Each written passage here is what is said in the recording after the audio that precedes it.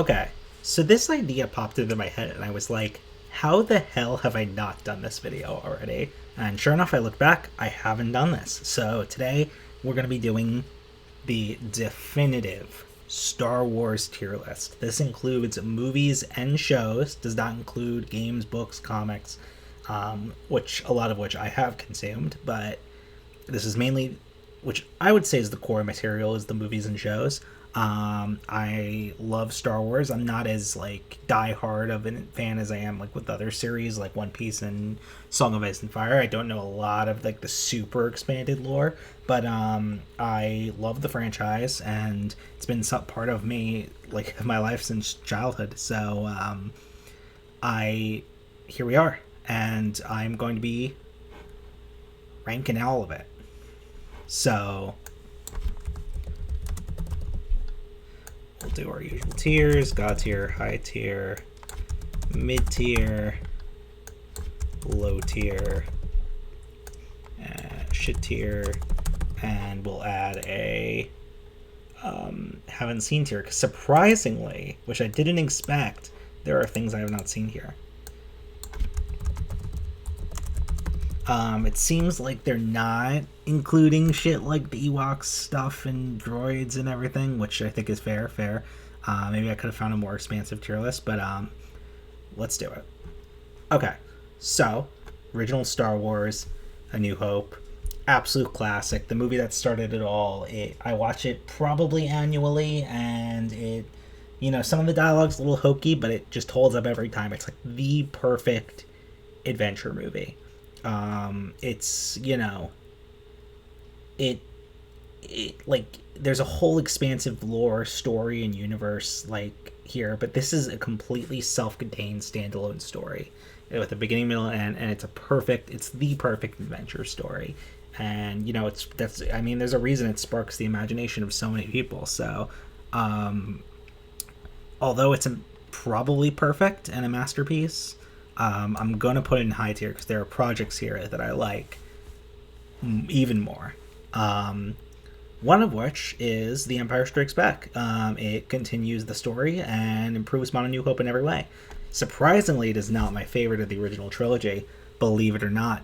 But it is still a masterpiece, and is, I would say, a perfect movie. I'm still going to put it with this on high tier. Actually, let me clean this up, and I want to put everything in the order of release. So this would be here.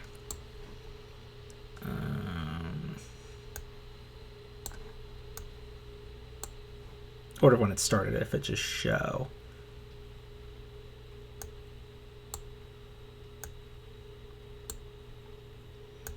I think Rebels was 2015 it started or something like that, so maybe right here. Maybe after Force Awakens, I can't remember. I'm gonna say right here, just I don't know, I could be wrong, but it's such a minute thing to be concerned about. Yeah, that's right. I don't know when Forces of Destiny. Visions would probably be here. Mandalorian was here. Book of Boba Fett here. I'm starting to get into not remember territory. You know what? Fuck it. We'll do the rest is like extended material anyway. So okay, Return of the Jedi. Hot take.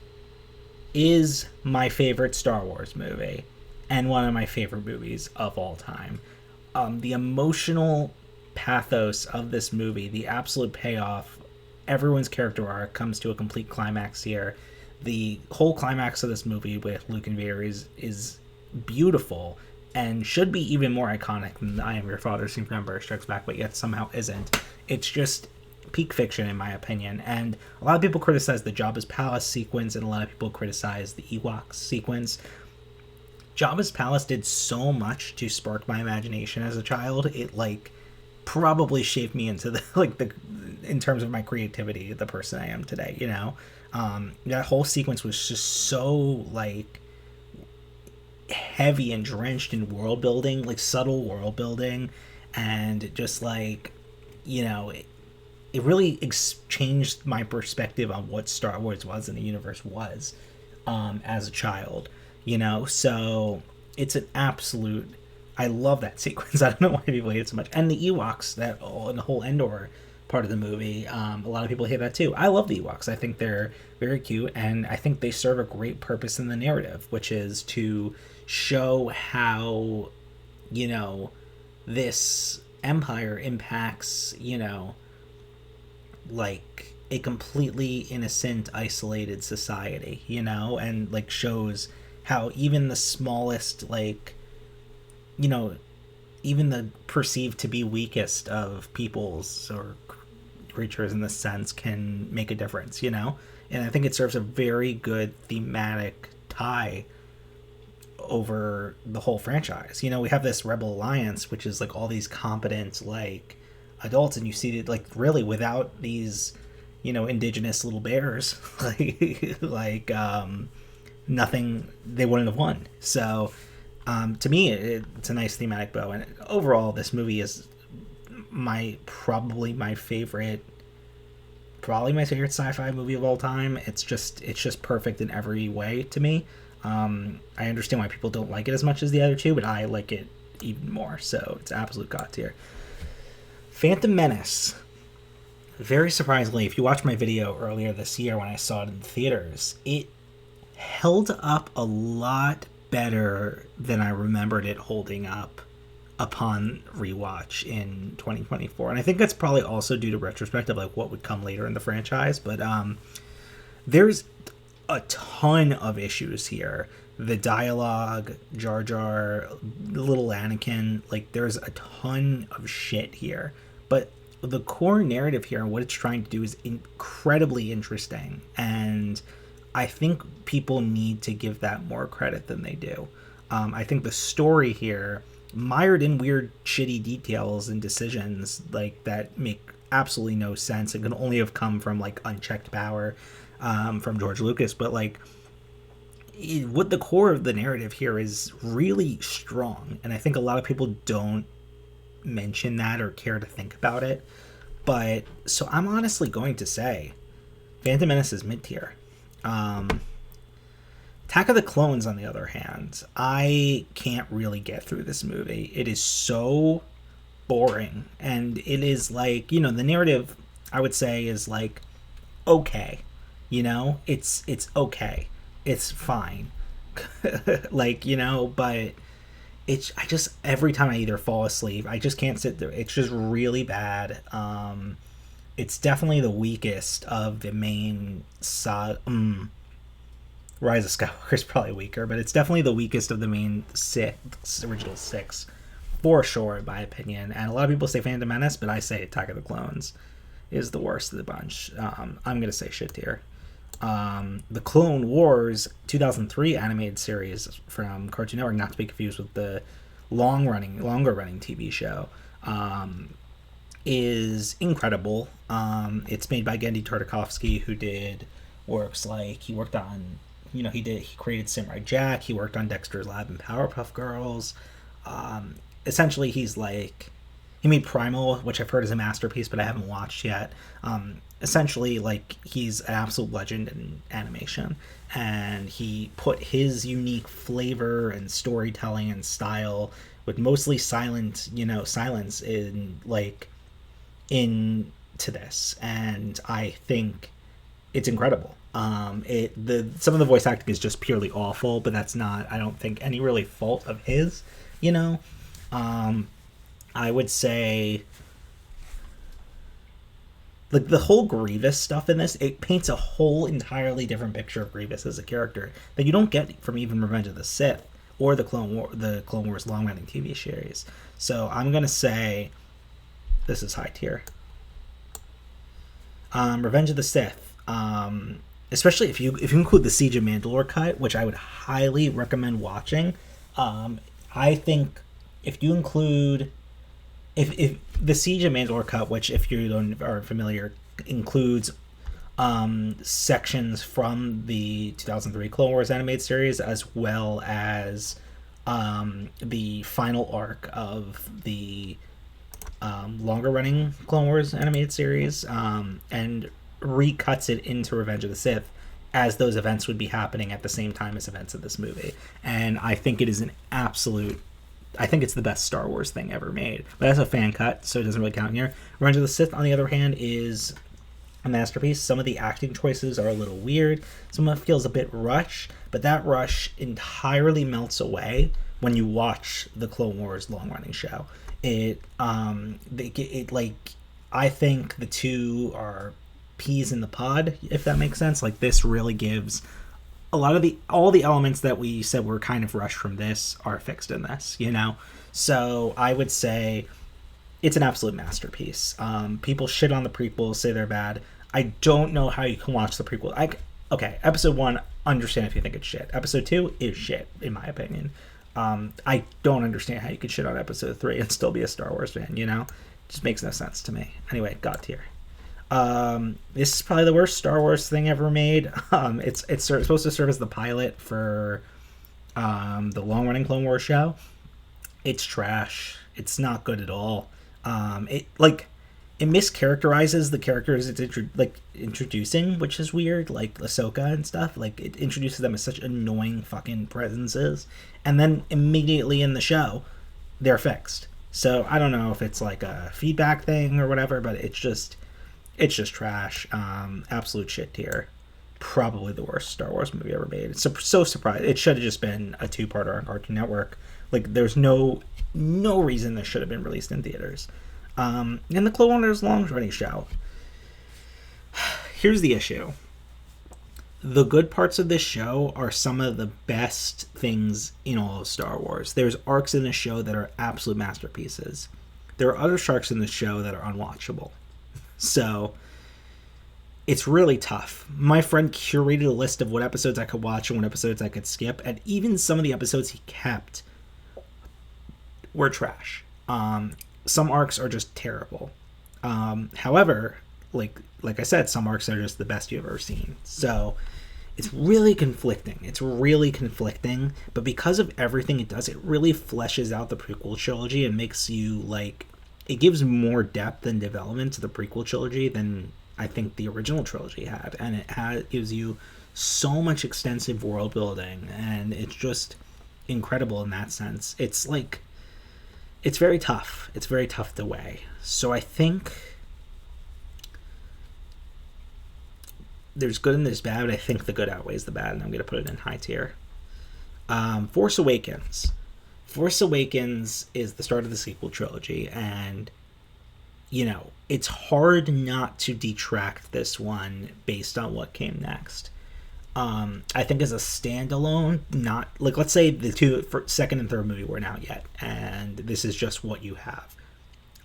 This was my favorite Star Wars movie at the time. It is incredible. The characters are incredible. Everyone says that it's a soft remake of A New Hope is wrong, I would say. I think there are elements that are definitely borrowed from A New Hope, and I think that's a little annoying. I agree. But the character work and the new characters are all so well developed and so lovable. Like, best roster for sure of any of Star Wars movie. And I think, you know, it's really fucking good. And I think a lot of people shit on it unfairly.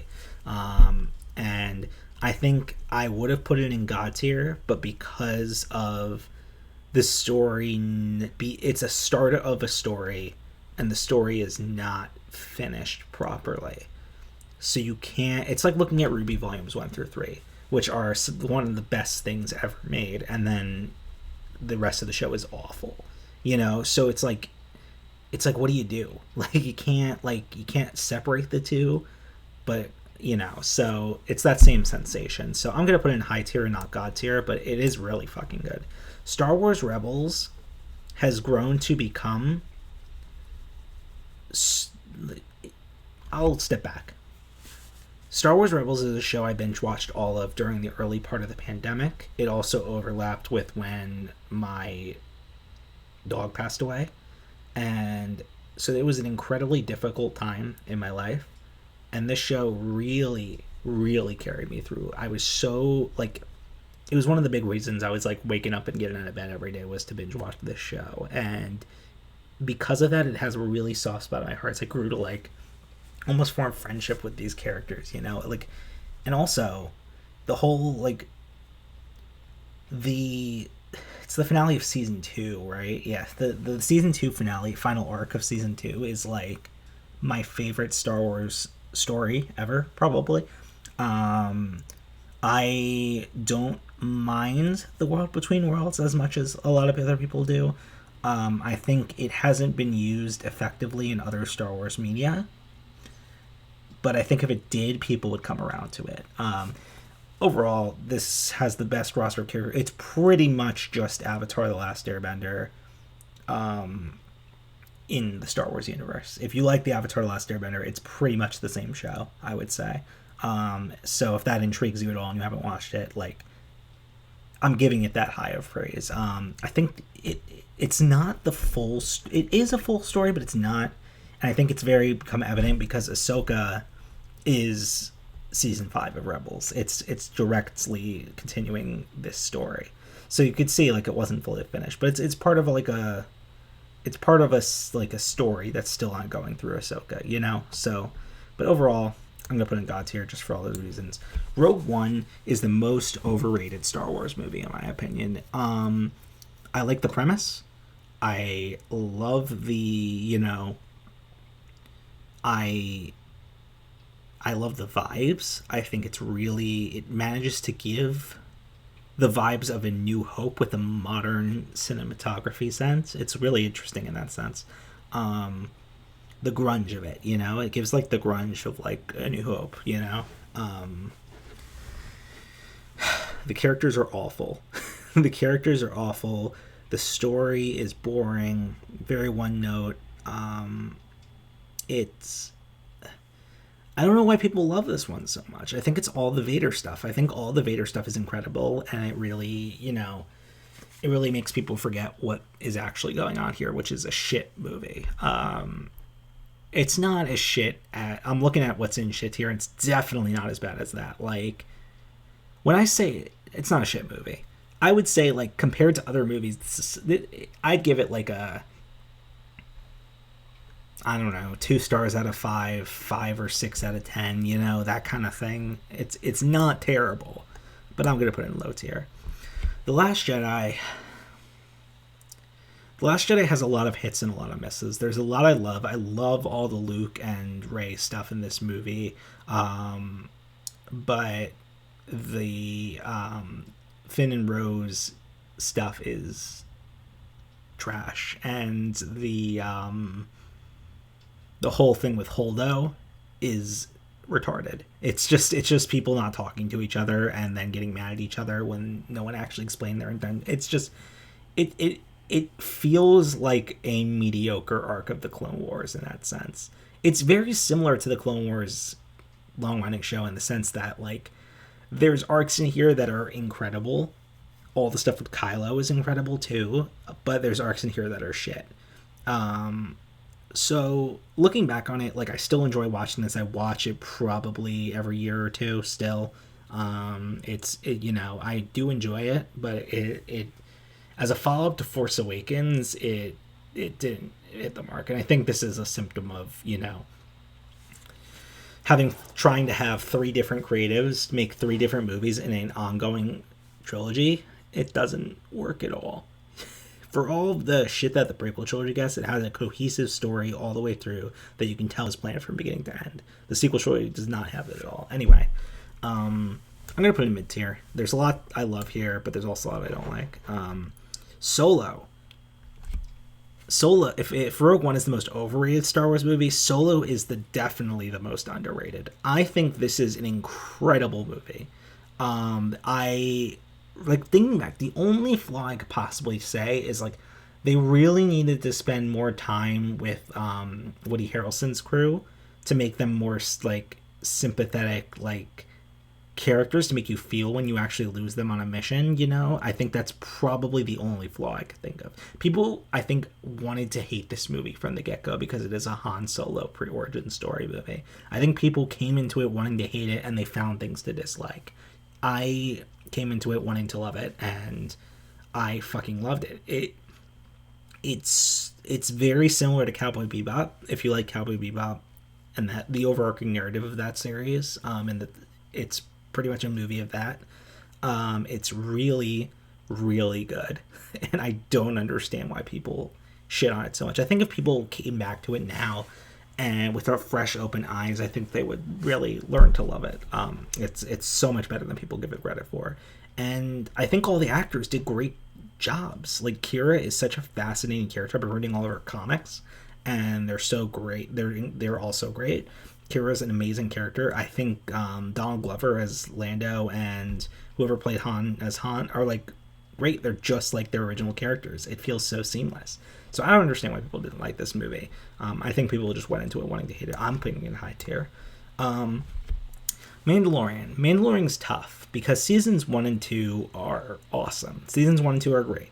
I have little to no issues with seasons 1 and 2. Season 3 is pretty bad. Thinking back on it, it's really rough. The plot decisions make no sense. I think it takes back a lot of what made season 1 and 2 work so well, and it like walks back on it. So it's really tough because, yeah, like I said, I adored seasons 1 and 2. I think they're incredible. And then season 3 was shit. So, I think overall, if it comes back for a few more seasons and those seasons are really solid, I think I'd have less of a harsh look on the series. But I think I don't want to put it in low tier because of seasons 1 and 2, so I think I'm going to put it in mid tier because I feel like the good outweighs the bad here. Rise of Skywalker is probably, other than this turd, is the worst Star Wars movie ever made. I remember seeing it. I was in denial for a while. I was being Phantom Menace, as a lot of people call it. I was in denial for a while, and the quality, it's awful. It's one of the worst big budget popular franchise movies ever made. There's just some unacceptable decisions here that I think are like, I don't know. I think it was an entirely corporate boardroom made movie. It was not at all. It had no heart.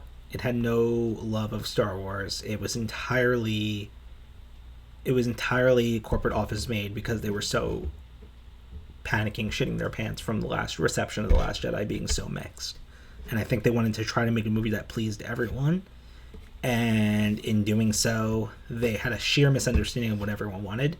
And in doing so, they pleased absolutely no one. And I think this is a real tragedy because the sequel trilogy started off so fucking good with The Force Awakens, and the fact that this is where that story ends, it's just real shit. And I read the script for Duel of the Fates, which was the original draft that they were going to move forward with, and it is, it has issues, but it is so much better. Like, if you haven't had a chance, like, go read the script for Duel of the Fates. It's a much better movie, and it borrows a lot of elements from Clone Wars too, which I love, and a lot of loose threads from that series. It is a much better movie, and I wish they would have made that, because I think if they had made Duel of the Fates, it would have its issues, but I feel like it would be at the Last Jedi level, where it was like, had its issues, but overall still had a lot to love. And I think the fact that they went with this script over that is just such a tragedy. I'm gonna put it in shit tier. Bad Batch. I'm going to make a new tier for haven't finished, because I have not finished this series. Seasons 1 and 2, I absolutely loved. I think, did I finish season 2?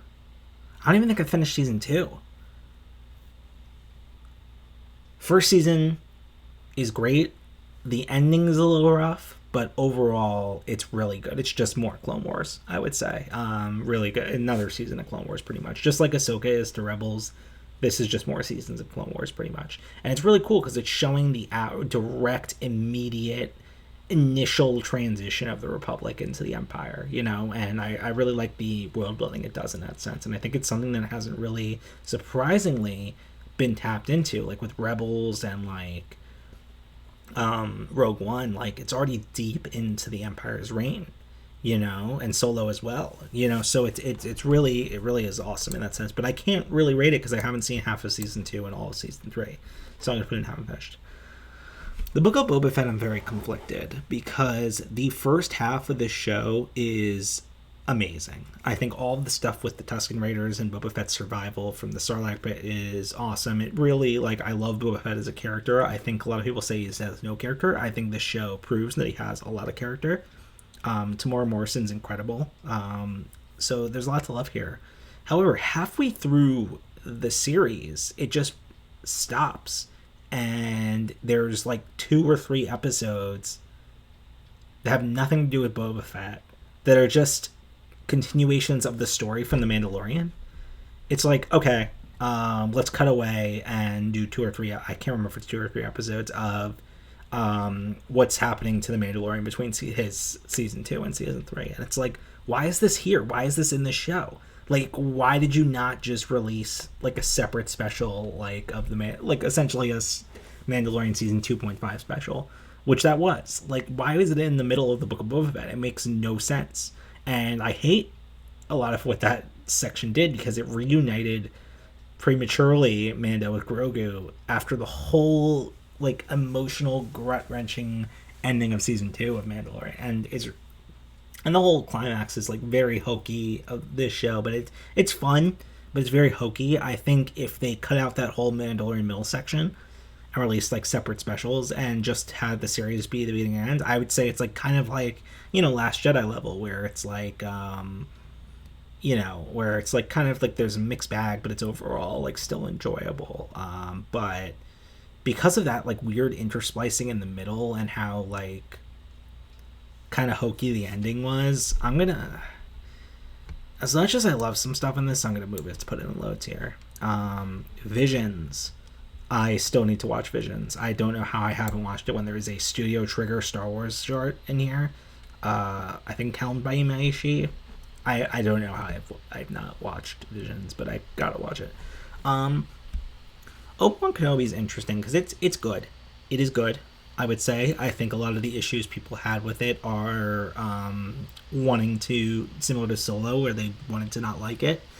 I don't like what it does for the character and the continuity. I think it's much more resonant if, Obi-Wan battles Anakin on Mustafar in Revenge of the Sith, and then the next time, why is this happening? I'm muting it on my phone, but like, why is this happening? I have the app completely closed.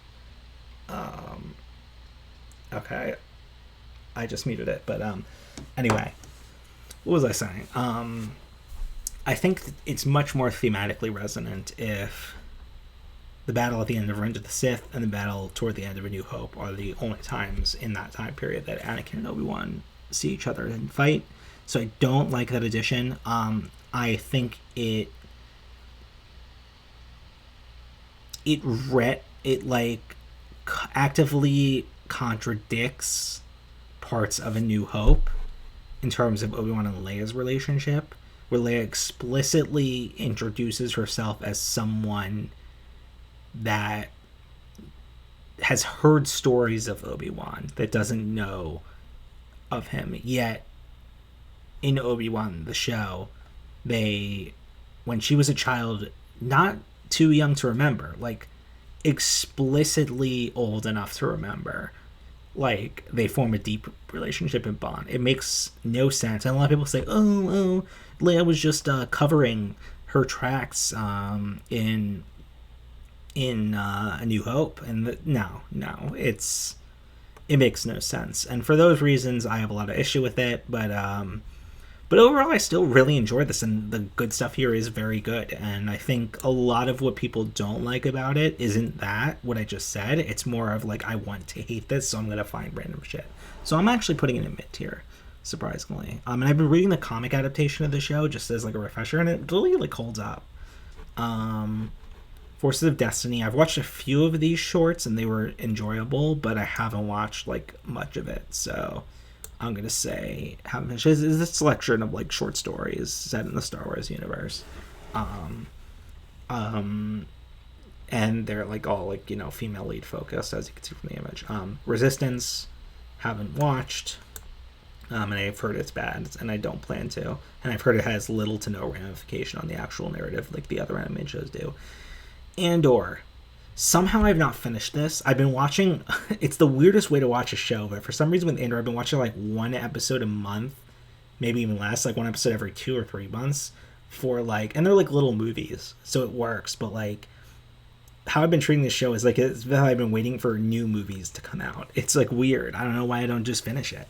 But I've been watching this probably over the past 2 years, like once every 2 months an episode or something, and it's a masterpiece. It takes a character that had nothing going for them in Rogue One and turns them into one of the best characters in the whole franchise.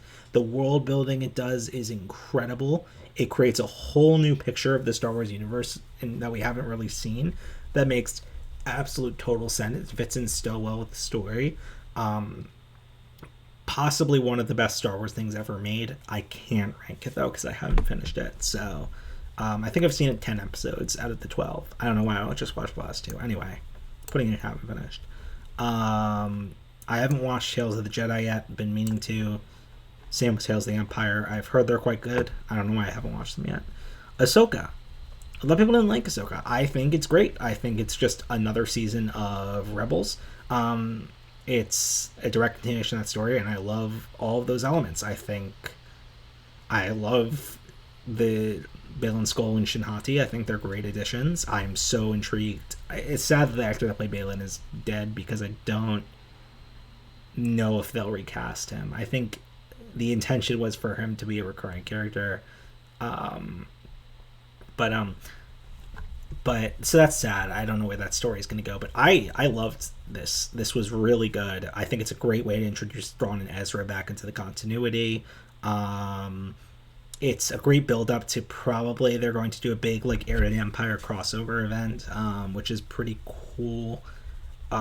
Anyway, yeah, this really like continued the story of Rebels for me, and I love that to death. It was really good. I think the only weak part of this really is, you know, it might not hold up well upon later seasons, seeing where the narrative goes then. But I think the really weak part of this for me is that whole like middle part with Anakin training Ahsoka in the World Between Worlds. Like, I didn't really follow like what the logic of that whole sequence was and what Anakin was really trying to tell her. It really didn't like. Upon scrutiny, I'm like, I don't know if this makes sense. Like, I like what it was trying to do, but I'm like, I don't really know if I follow this. Anyway, I love this show. I think I put it in high tier. Anyway, I think that's it. I think that's my ranking. Let me look through this to see if there's anything I would change. Do I want to...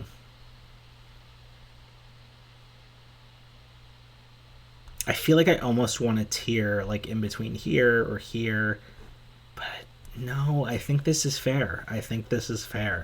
Like, do I want to move Obi-Wan down? Do I want to move Clone Wars Long Running down?